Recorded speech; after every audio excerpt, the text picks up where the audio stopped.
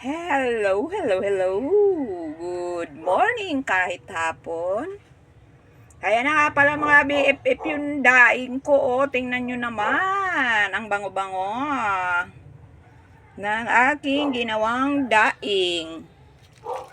Masarap siguro ito kasi nga mabango itong isdang ito. Masarap siguro to iprito. Para nga talaga siyang danggit. Tingnan nyo oh. Nipis-nipis. Kaya pag pinirito ito, tiyak ngang crunchy. Sabi nung tindera ng isda. Kasi nagdadaing nga rin siya nito. Yan. Lalagay ko na yan siya dito sa container. Container talaga. Hindi ang container, no? Lalagyan ba gaya ng biskwit? Biskwit-kwet. Yan, ilalagay natin dyan, 3, 7, 10, 15, 18,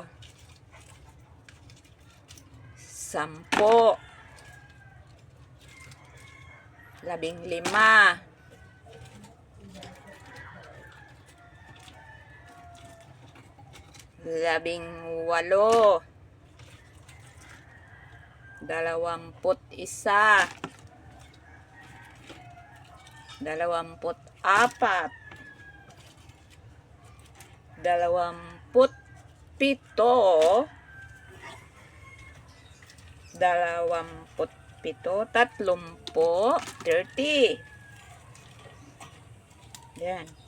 32, 35. Yan, 35 na isda. Yan. Hindi man lang siya nilangaw mga kaibigan.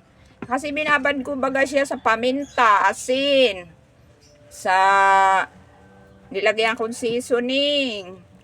Pamintang durog. Asin na durog. Siyempre asin durog kasi iodized yun.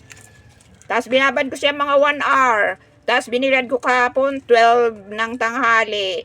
Ngayon, binilad ko uli mula umaga. Tapos kinuha ko na ngayon ng alas 4 dahil nga nilalanggam siya kahit siya'y nakabitin dito sa ng electric pan. Takip yan ng electric pan. Kaya kayo, kung may mga sira kayong electric pan, huwag yung itapon.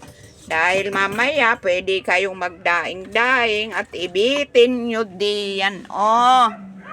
Diyan sa labas ng bintana. Diyan ko yan binitin. Sa labas ng bintanang ayan. Kahit nakabitin, nilanggam pa rin. Ayan, may mga tanim ako dyan sa luyot.